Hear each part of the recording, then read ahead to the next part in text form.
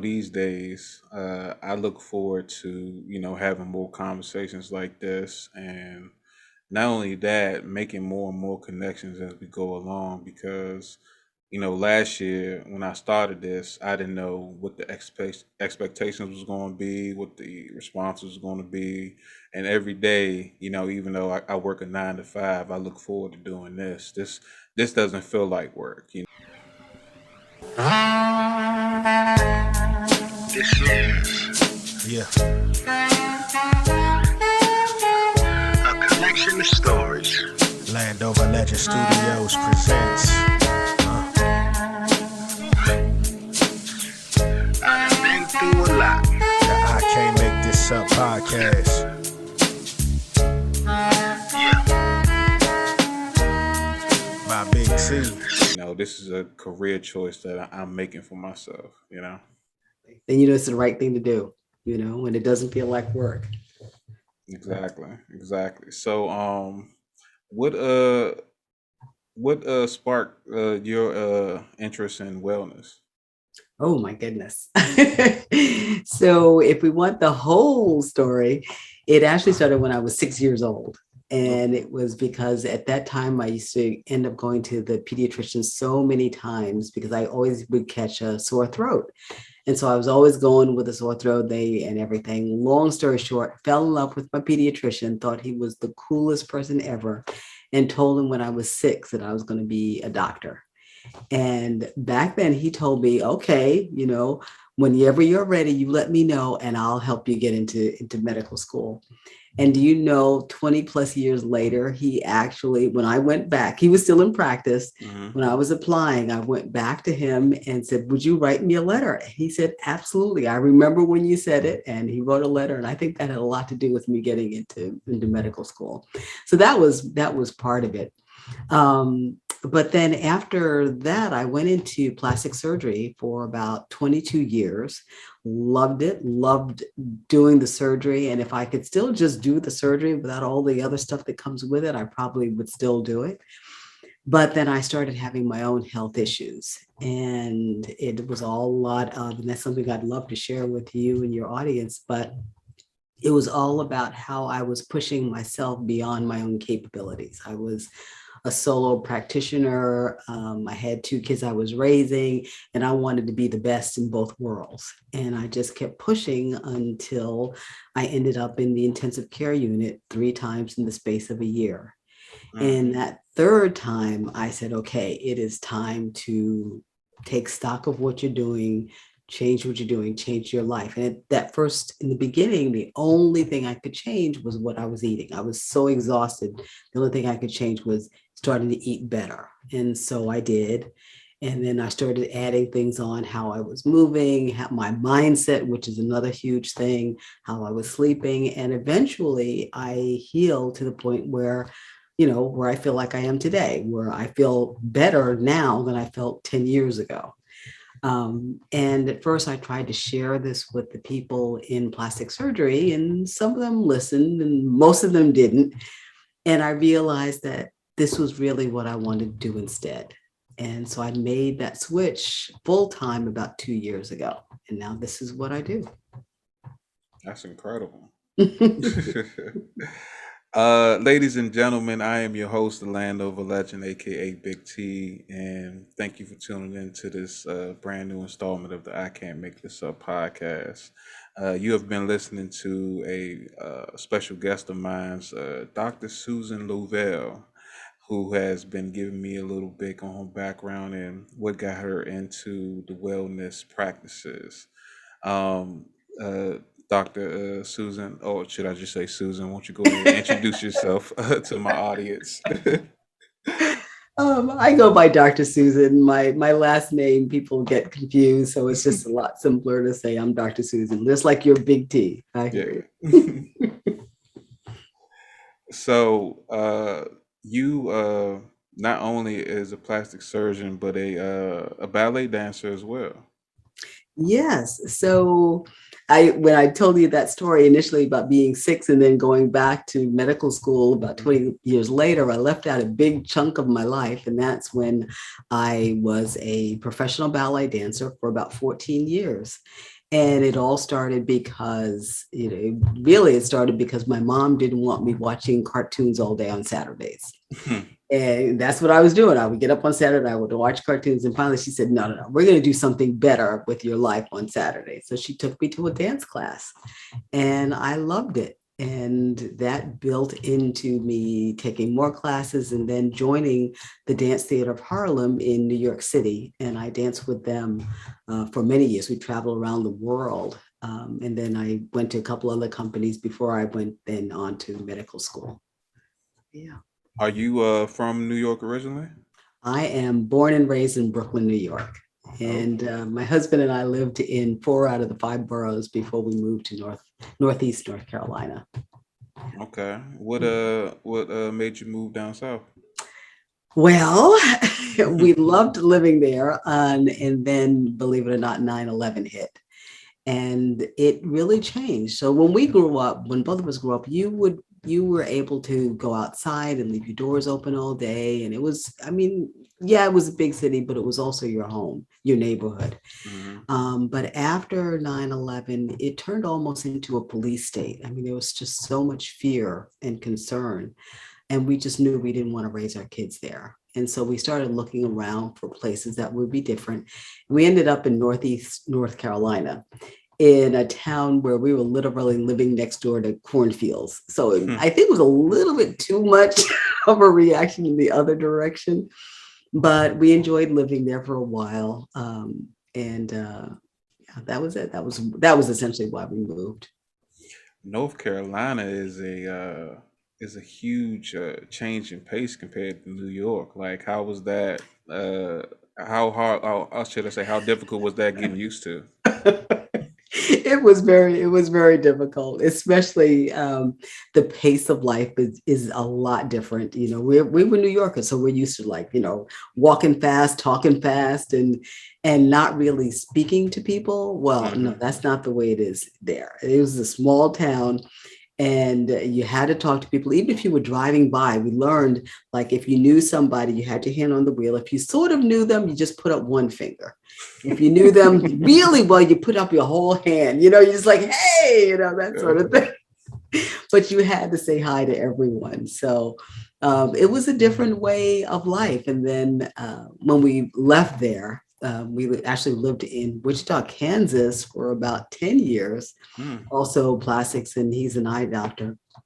And we moved out there, and it was, again, a big shift because we were used to just talking to everyone and being everyone's friend. And then we moved back into a moderately sized city. And it was, that kind of shift again, where you had to change what you were doing to fit in, essentially. Yeah.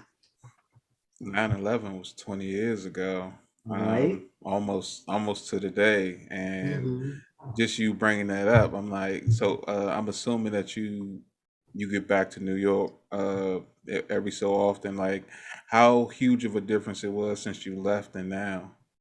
Oh my goodness. So initially, right after maybe that first 5 years, as I mentioned, it was very, very different in that it was almost like we almost described it almost like a police state, where everything was being watched. You couldn't move around very much. So that was what it was then. Now, maybe not quite so much. We've all kind of gotten away from that strangling kind of fear that happened back then. But surprisingly, I don't visit back very often. I do have some family there still, but I don't visit there often, just because I've gotten out of the crush of living around a whole lot of people and a lot of activity. And other than, the restaurants that were open 24/7, that's really probably the only thing that I miss at this point. Other than that, I like not having to circle the block 5 times to find a parking space. And I like not walking next to people like this because there's just so many people around. So I enjoy living in a smaller city at this point. So with everything going on and new COVID regulations and everything, did it affect your practice much? It made a big difference. So remember 2019, the beginning of 2019 was when I first switched from plastic surgery to holistic health. Mm-hmm. And, in plastics, everybody knows what you do. You're a plastic surgeon, they know this, you do this, this, and this, and either you want it or you don't. So you kind of put your shingle out and say, I'm here, and they either come or they don't. With holistic health, people didn't really know what I did or what I could do for them. And so it took a lot more marketing, especially in the beginning, than I was used to. And that's something that I had to learn how to do. And so it really was that switch in 2019 to learn how to market, to speak to the people that I would like to work with. 2020, though, because of COVID and because everything shut down, I went virtual. Well, actually, not more virtual. I went virtual, period, Mm-hmm. and realized that rather than being the one-to-one doctor, like I'm your doctor and I'm going to help you this way, I now work more one-to-many. So workshops, speaking engagements. I just finished a book, just finished writing my book. It's actually in production right now. So that's essentially what has changed because of COVID. And I realized that at first it was kind of scary because I shut down my office, Mm-hmm. in the beginning of COVID. And then when I opened virtually, I realized that I could reach such a wider audience and make such a bigger impact by speaking in this different way and reaching people in this different way. If I'm not mistaken, holistic medicine is an alternative from like over-the-counter drugs and stuff like that. If I'm not Mhm. mistaken. That's my biggest thing, to try and get people to realize that, to get out of that have an ill, take a pill kind of mentality, Mm-hmm. And I mean, I was in traditional medicine for 20 plus years, so I know exactly what it's like when someone has a problem. If they have diabetes or high blood pressure, what do? You give them a pill or a medication to make the symptoms go away. But what I do now is looking for why they have high blood pressure or why they have diabetes, and then treating that. And if you treat that, then guess what? They come off medications for the most part. So it's a totally different mindset and way of working with people.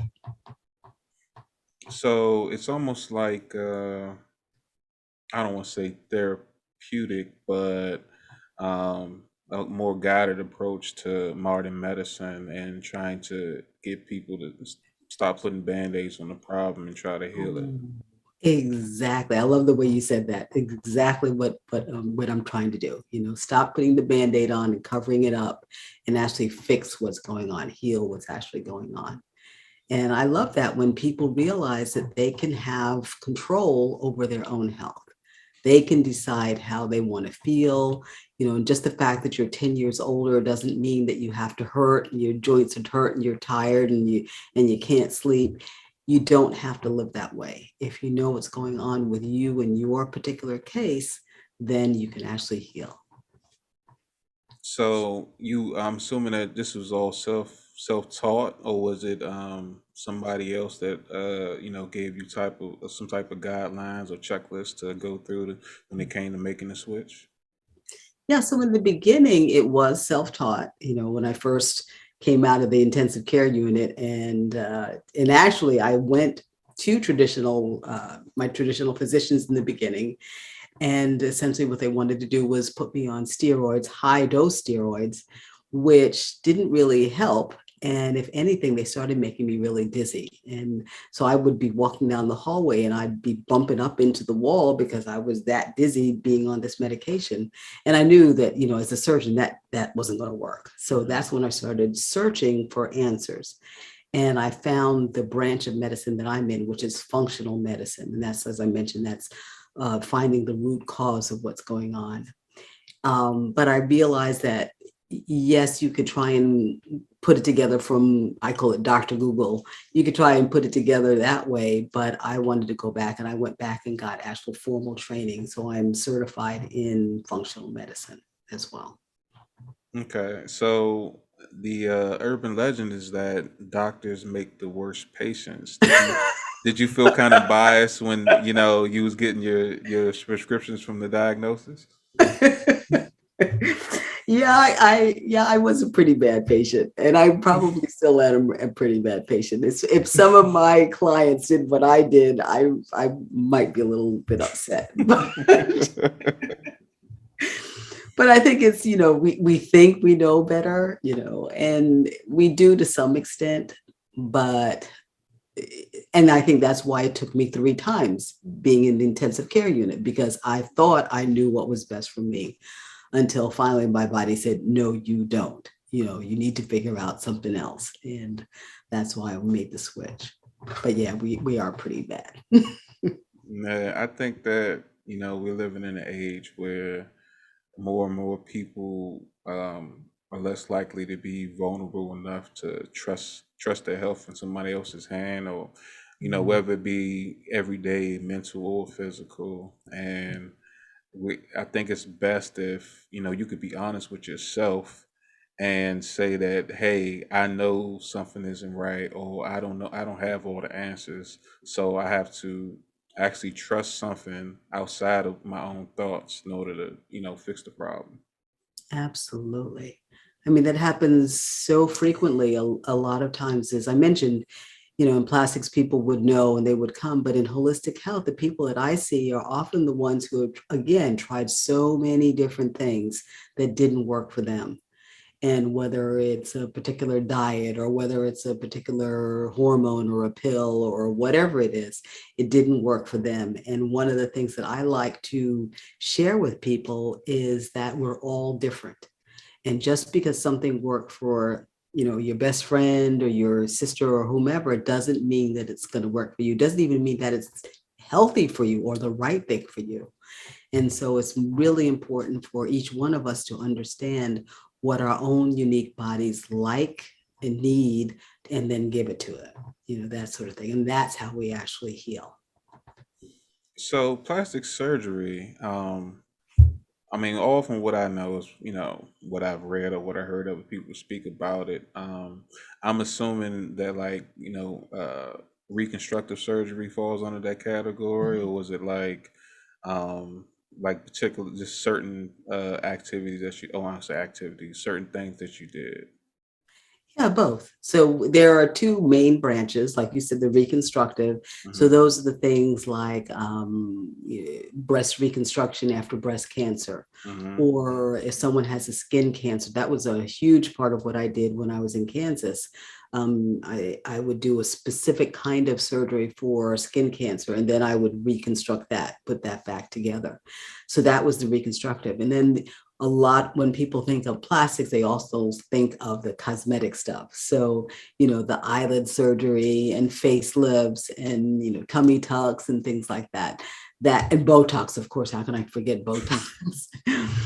So that's what people think about when they think also plastic surgery. But both of them are equally important and or equally impactful on someone's life. And I did about 50-50% of both.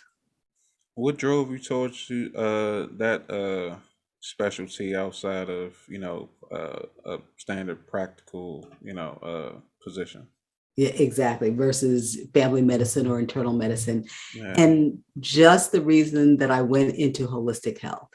So when you go through medical school, you rotate through all of the different specialties and you just see what they're like to see what you'd be interested in. And Hmm. when I did internal medicine, the thing that frustrated me was that you would see someone in clinic, one day, and they would have whatever the issue was, and you would give them their medicine, and then they would come back the next month exactly the same way. Nothing changed. And you would just give them more medicine. And I didn't want to spend my life just giving people medicine and not actually helping them feel better. Because remember Hmm. that 6-year-old wanted people to feel better. Yeah. And that wasn't the way to do it. So I knew that I didn't want to do that. I didn't want to do the have an ill, take a pill kind of medicine. Um, then I did my rotation in surgery, and I really love surgery, which was surprising. I didn't think I'd like it all, and I really like surgery. But I didn't want to do general surgery because, again, there was a lot of sickness and illness. There we would see people who were struggling with, say diabetes, and they would have problems with their legs, and you do a little surgery and then you do a bigger surgery, and the next thing you know, they were losing their leg. And I was like, no, this is not what I want to do either. So then I did a rotation, just happened to do a rotation to plastics, and said, this is the best of both worlds. People are happy, they come in, they're ecstatic when they go out. I make a change in their life. And that's what I did for 20 plus years. That's dope. And you actually, actually went to school and followed something like you had a dream that early as 6 years old. A lot of people don't get that. A lot of people don't find their passion to their, at their halfway point, let's say, Mhm. So I think that's great. I wish that more people would actually, find a way to cultivate that inspiration inside themselves instead of being frustrated at 9 to 5 and Mhm. then feel have that mental anguish of like you wasted years doing this instead of following your dreams. I don't think any time is really wasted if you look at it the right way. I mean, I think all of us, whatever you do, even if it's a job that you don't like, there's always some little nugget of something that you're getting out of that job that you wouldn't have gotten any other way. And as long as you look at it that way and find that nugget, then there's no time that's wasted. But I will also say that once you decide that, I don't want to be here anymore, that this is not what I want to do at this point in my life, then just go on and make that change and do something different. And I look at, all the people who have done things later in life. My when not that he's a hero of mine, but I look at, Colonel Sanders, and he started what, 67, 69, and he came up Yeah. with Kentucky Fried Chicken, that sort of thing. Mom's Mabley was even older when she started painting. So we can do so much more, we're just because we're in our 50s or 60s or sometimes even 70s or more, doesn't mean that we can't change our life or do something even more and make more impact.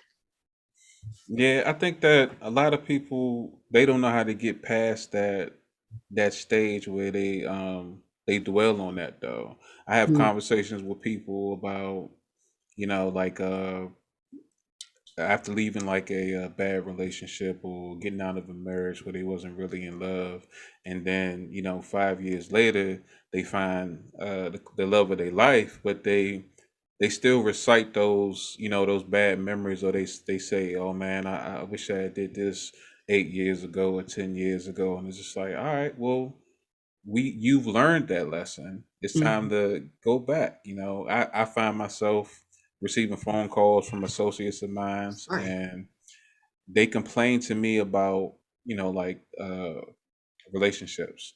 And I'm like, okay, well, if you're not happy, then leave.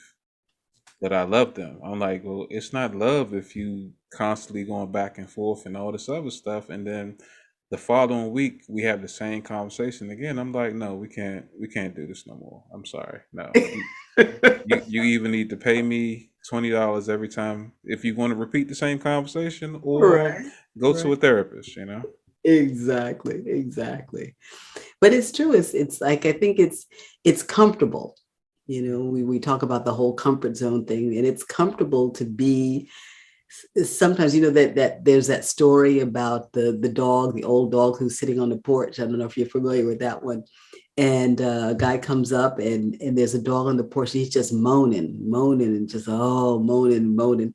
And so the guy asked the owner, like, what's wrong with your dog? And he said, well, he's laying on a nail. And he says, well, why doesn't he get up and move? And he says, well, it takes too much energy. It's happier to just be there being stuck and moaning about it than to actually get up and do something about it. So I don't want to be that moaning dog. Yeah, I mean, I, if I was the owner, I'd just pick them up and move them. But. That's true too, right? So, What are some of the details that involve some of the wellness teachings of your practice now? Ooh, I love that. So I have four quadrants of health. So Hmm. the first one is eat elite. And by eat elite, I don't mean, eat caviar and lobster and everything, but I mean eating the best foods for you at this particular stage in your life. And Hmm. you understand that that changes as your life changes. So things you could eat when you were younger, you can't eat now, and vice versa. So eat elite. Then it's move more. And by that, I don't mean, I've got people on both ends of the spectrum. I have people who are couch potatoes, don't want to get up or do anything. But then I also have people who are, they're in the gym 5, 6, 7 days a week for hours on end, trying to do something, and both ends of those are stressful on the body. So one of the things that we teach is something called Snacks Life, and that's with David Allen. He's our certified personal trainer. Hmm. And what that is small, short, nuanced, actionable exercises, snacks, small exercises that you do throughout the day, a minute or two. And studies have shown that even if you add those minute or 2 minutes up for the end of the day, if it ends up being that 30 minutes, you still have 30 minutes of exercise. So for a lot of people, especially those of us sitting at a computer all day long, it's so much easier to say, okay, I'll get up and do a minute of an exercise, and rather than, spending lots of time in the gym. So that's the two. The third is live wisely. So that's how you're sleeping, your stress hormones, whether or not your mindset, are you happy with what you're doing? That would be a third. And the last one is love divinely. And by that, I mean loving yourself enough to make the changes you need and stick with them, loving those around you, and then realizing you are connected to the divine. And when you put those four things together and they're all working, at four cylinders, then you're healthy and you're wealthy. That's interesting. I think that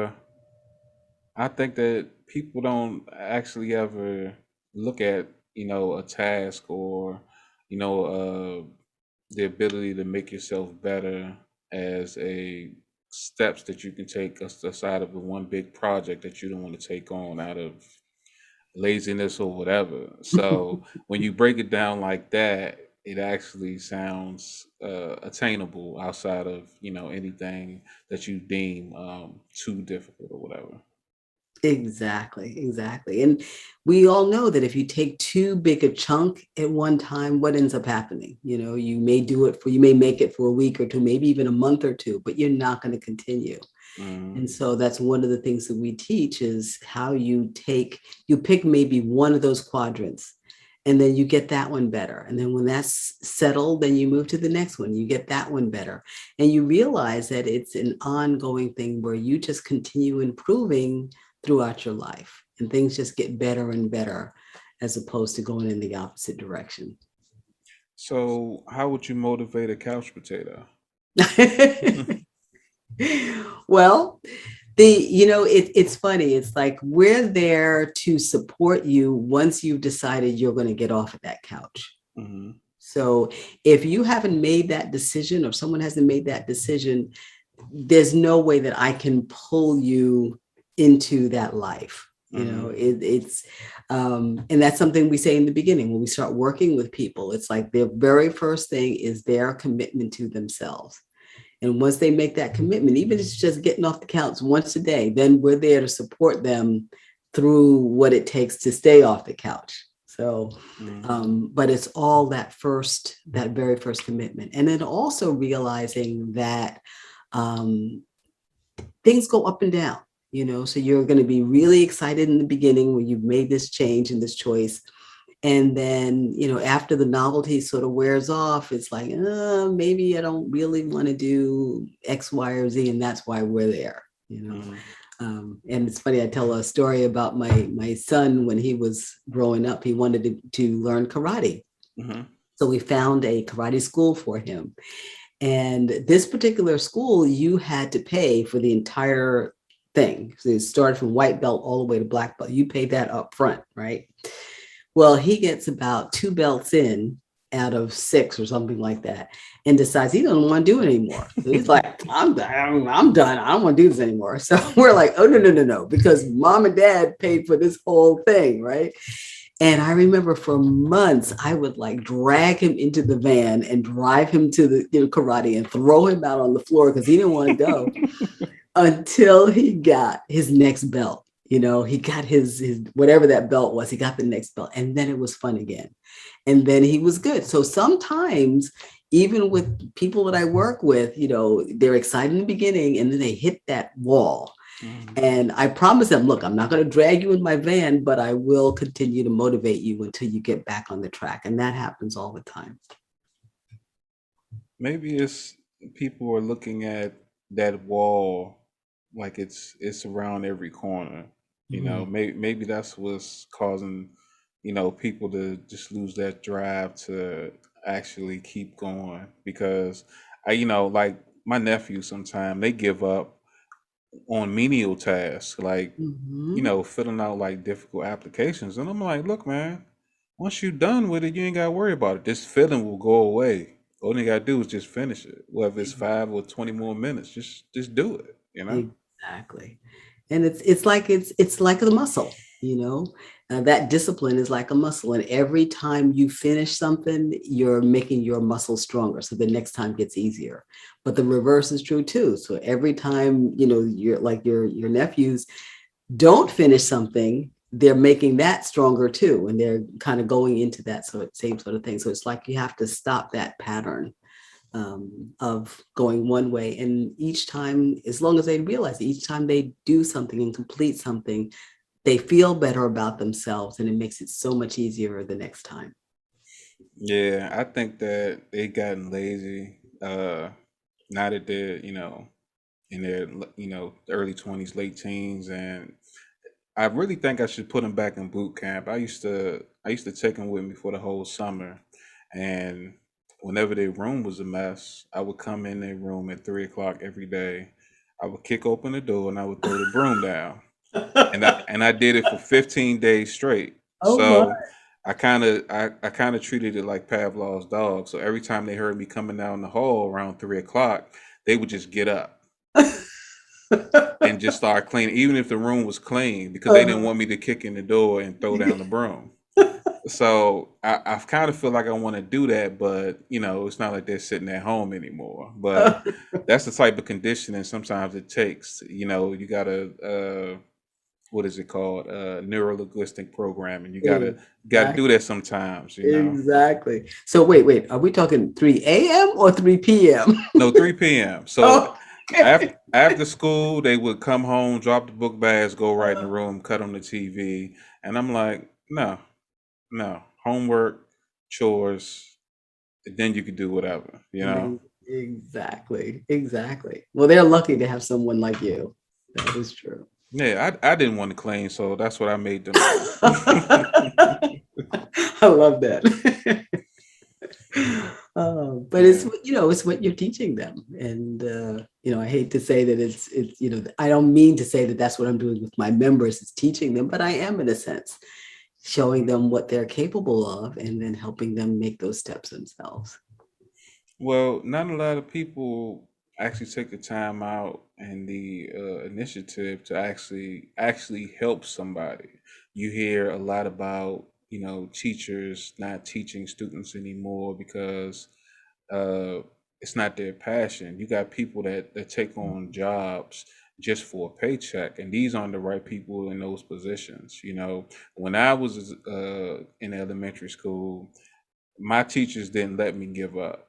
Some of them were, worse than the next, but it was like, okay, you're not doing the work. You can treat you like you my son. You're gonna sit here until it's done, and you're gonna Mhm. miss recess every day until you start doing it. So Wow. little stuff like that. But you got, not that I've seen teachers, but I hear stories about teachers who will like just pass out programs and read like verbatim chapters out of books and stuff like that, instead of Mhm. actually having a little passion behind what they're trying to teach and educate the students. Exactly. Yeah, that's what we were talking about. It's like if it's your job or whatever you're doing is not giving you that joy anymore, then you need to just leave. Because especially with something like teaching, you're ruining another person's life. It's not just your own. If Hmm. you're taking that sort of attitude, then you're ruining the children that who are in your class. So so we've been lucky. We've had both ends, and most of them have been wonderful teachers that my kids have had. But we've had a few that were just like you were mentioning, where it was so obvious that they didn't want to be teaching anymore. And we actually had the opportunity to move our kids out of that particular class. But if you don't, then it can be really difficult. Hmm. Creating another generations of people who are just lackadaisical, basically. Hmm. Exactly. So, as of late, do you ever get calls for consultation for plastic surgery? It's usually not. People will ask my opinion, Hmm. but since I don't do surgery anymore, it's really just my opinion. Someone will ask me, well, should I get this particular procedure, or what's the best way to manage, something like that? And I'll tell them what I think and what I used to do, but Hmm. I don't do the surgery anymore. Okay. So, does that ever get like annoying, or is it just something Oh you're used no, to? no. Like I said, I used to love plastics. And if I didn't have to do all of the nonsense with paperwork, which it got to be very, not I won't say political, but very almost corporate like, where you Hmm. had to check boxes and make sure that you did certain things that really had nothing to do with plastics, but the powers that be would say, okay, all doctors have to make sure that they do certain things. And so it was a lot of that as opposed to the joyful things that plastic surgery was all about. But if it was just a matter of being able to say, still reconstruct someone after they had skin cancer and lost, and just giving them back their life, then I would love to still be able to do that. So the powers that be would be like, I know that you're fixing this guy's nose, but we see he has a nick on his elbow. Fix that, and we'll just tell him about it once he wakes up, and just throw on it as another line item or something like. Oh, no, you better not do that. You had better not do that. Yeah, that's one of our famous stories that we always say that not that it's ever happened to me, but you hear about taking off someone's mole that you see, and you're there for something else, and you see a mole, and you take the mole off, and then the person wakes up, and that was their favorite mole. No, you're getting sued, and so no, we don't do that extra stuff. But more things like, say, let's give me an example. Oh yeah, so in plastic surgery, they would come in for their surgery, and we would go through their health history, and some of the things that we would have to check off was, did they get their flu shot, or Hmm. did they have their mammogram for the year? And it didn't make any difference to us as far as what we were doing for them, or what surgery we were going to do, or how we were going to manage them. It was just a box we had to check because, insurance says you have to check this box. And so it just got to be really annoying towards the end. Were there many malpractice suits in during your tenure as a surgeon? Oh, no, no, thank goodness, no. And I feel I was very, very blessed. In 22 years, there were only two. One of them, I was a resident and I wasn't even operating. Hmm. So that one went away. And the other one, we actually spoke with the woman, and that was the end of that one. So I think that was an excellent record for 22 years. Hey, you can't beat that. Yes, yes. So tell me about this book that you just finished, if you can divulge any information. Sure, absolutely. It's called Thrive, the 5-week guide to mastering your energy at any age. And so it's taking you through 5 weeks. Remember those four quadrants we talked about: eat, Hmm. move, live, love. So each one of those for 4 weeks. And then that fifth week, we put it all together with something that I call listen, let go, and live. Mm-hmm. And what that is listening to what your body is telling you, because your body is so wise, it knows exactly what you need. Let go of whatever isn't serving you. So whether that's what you're eating, how you're moving, what you're thinking, a relationship, a job, if it's not serving you and helping you to grow, it's holding you back.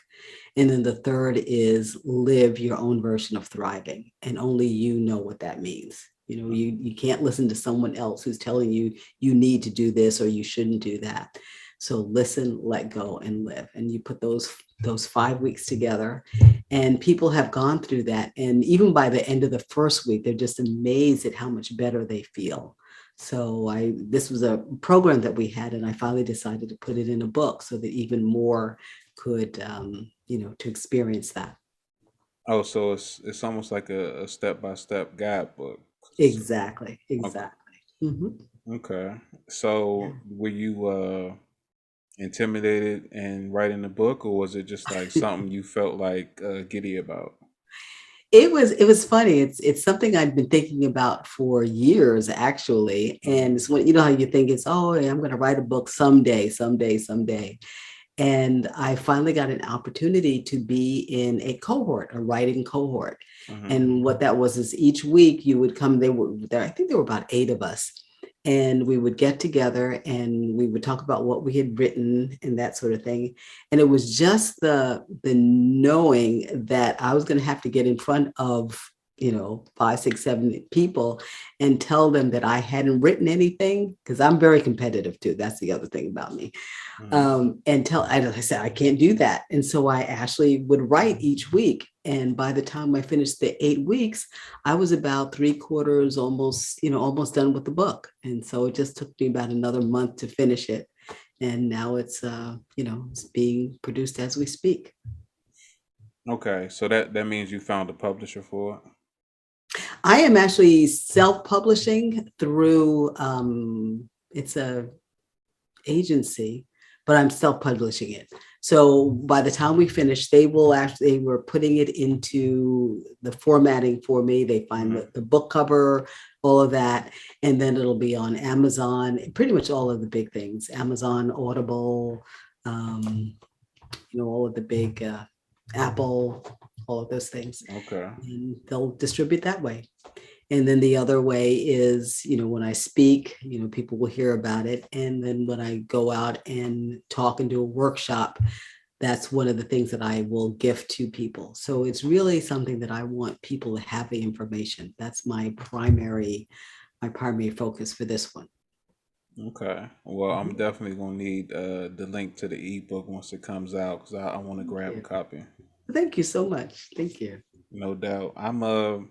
I'm slowly but surely working on my autobiography for my life, and I'm not a writer, so I'm going to need ghostwriters to help, spruce it up a little bit before I, take it to somebody and put it Uh-huh. down. But, so far I realized that I just was telling parts of, stories, but never really giving details. So I had one large rough draft, and now I'm going back and I'm fine tuning it so I can get it to a point to where it's, actually going to come out as something I think people would enjoy.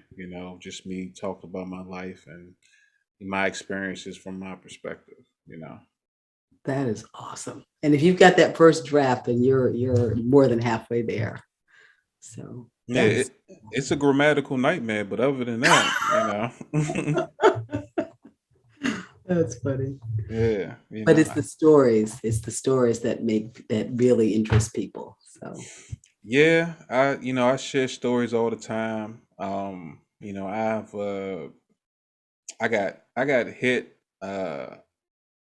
um by well, I can't really say it was a hit and run accident when I was 8 years old. So I was on my eighth birthday, oh my got goodness. this brand new beach cruiser bike, and I'm just riding up and down the street, enjoying life and everything. And when you're pedaling and you got your pedals like vertical, one at the top, one at the bottom.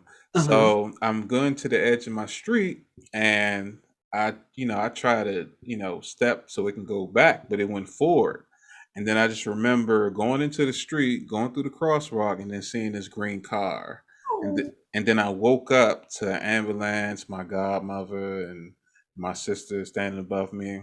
And they asked me, "Am I all right?" And the first thing I asked is, "Where's my bike?" The important thing, right? Yeah, I'm like, where? I had a headache, but you know, um, I was more concerned about my bike. Like I was 8 and it's my birthday, and I don't remember going to sleep, but I woke up on the ground.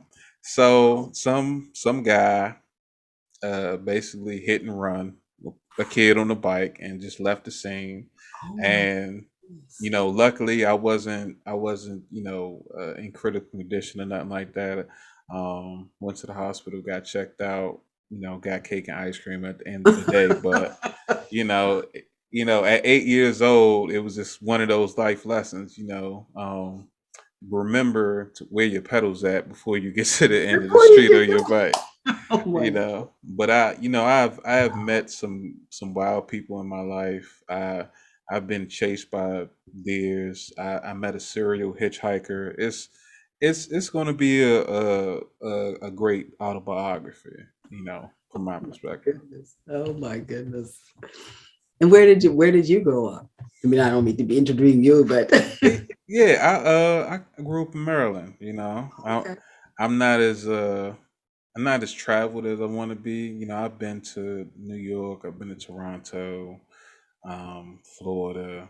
I actually spent a couple of summers traveling to random cities on weekends. Oh wow. Yeah, so I would get off work on Friday. I would go to Reagan International. I would find the most reasonably priced airplane ticket and just go to the city and check it out for the Oh, weekend.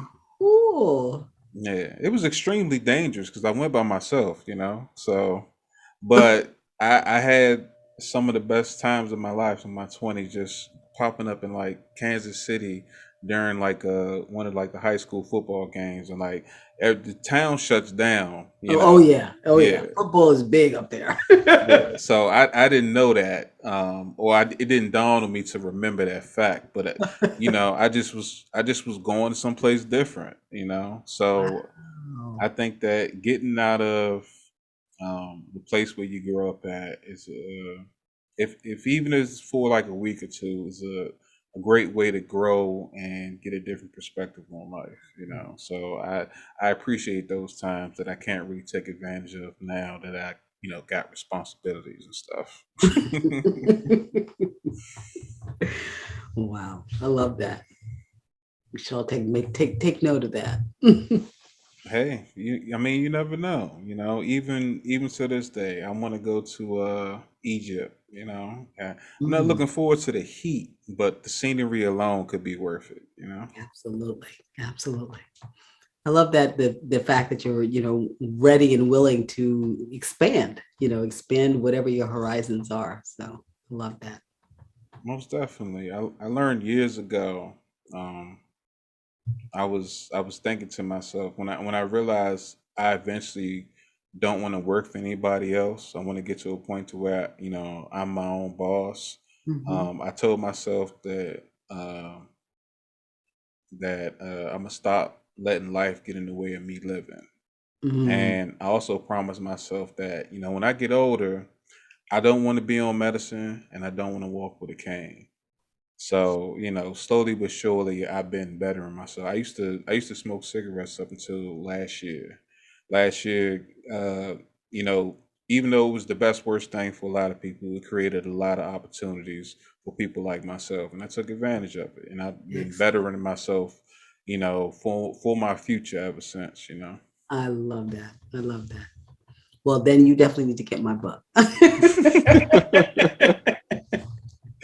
That's no doubt. That's no doubt. I guarantee I'll be within the first 200 people to make the purchase. I'm going to make sure I'm following you when that release date comes out. I don't really do hardback books. I love audio books, so most Mm, likely it'll be me that. too. But in case you like end up on Oprah or something, then I'm gonna have to get you to sign me one There you and go. There send it you to me go. so I'll have it. Collector's edition. There you go. Most Well, definitely. thank you so much for this. Yeah, it's an honor and a pleasure. Like I said earlier, having great conversations like this, and hopefully many more I have in the future. It doesn't feel like work. It feels like I'm just breathing. Just effortlessly. So let me ask you this. I know that you said that you got the book coming out. Is there anything new that you got on the horizon? Yeah, we're actually starting a course, believe it or not, next the beginning of October. Yeah, and it's called Thrive MD. And so we're taking what we learned in that 5 weeks and expanding it into a 3 month experience where people will actually learn how to design their own blueprint. Mm. So in other words, they'll know, what they should be eating. They'll know what their best way of moving. They'll know all of these things. They'll even learn how to read their lab work. So, a lot of times you go to your doctor, you have your labs drawn, and they tell you everything's okay. Well, you'll be able to look at them yourself and say, yeah, there is, or no, we need to explore something a little bit deeper. I really want to I want to empower people to be their own best health advocates. And that's what this upcoming course is. So that's the other big thing we've got. Have you ever thought about moving into like a physical building? I mean, I was in one Uh, in or 2019. should I say back into one? Yeah. Right, yeah. Well, actually, probably yes, yes. And the reason for that, there are certain therapies and things that we can do, well, whether it's massage or there are electronic things you can do that I can't do, over the internet. And so we would like to do that. The movement classes that we do. I even want to teach cooking classes because I love to cook, and to be able to teach people how to eat, how to make healthy food fast that tastes good. That combination is unbeatable. So yeah, I can see us moving back into brick and mortar. Yeah, I think that the fact that a lot of people don't know how to cook prevents them from choosing to eat wisely. So, that'll definitely help, especially when you show them that, it doesn't, I'm not saying that cooking is easy, it's an art to it, It's but it takes practice. it does take practice, yes. And just being able to trust your instincts. A lot of times I'll look at something and have no idea what I'm going to make, and it just sort of comes to me as I'm going. And that's what everyone can do. It's like you're putting together something that's speaking to you at that particular point. So So you sure you wasn't like a chef also with being a plastic surgeon and a ballerina? Like it sounds like you was showing off a little bit, just a little bit. I was not a chef, although that is one of the things that was on my bucket list when I was younger, because I love to cook. So Okay, doctor, author, chef, ballerina. I see. I guess you get one more, and you're just gonna have like the Thanos glove or something. You just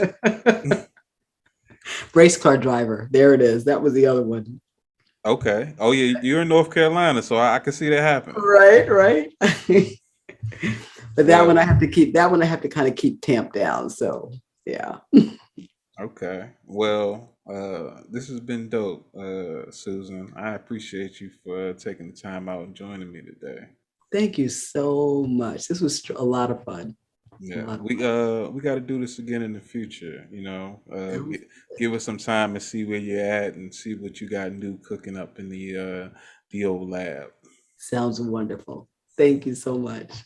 Absolutely, absolutely. So, why don't you let my guests know where they can find you at and anything you want them to check out? Sure. So our website is premierwellness.com, and Premier is spelled Premiere wellness.com. I'm on Facebook, and so Facebook is Premier Wellness with Dr. Susan. And then Instagram, we are Premier Wellness _ Okay. and I'm also on LinkedIn. So, And I believe you got a YouTube page too as well. Oh yeah, I do. Yes. I think that it's like you can't keep track of all of this stuff, right? Uh-huh. That I think is also Premier Wellness with Dr. Susan. So yeah. Okay, you heard it, ladies and gentlemen. Check it out, Premier Wellness everywhere. And please make sure you follow my guest and check out everything she has going on along with her team. And be on the lookout for the book. I believe it's called Thrive. Mhm.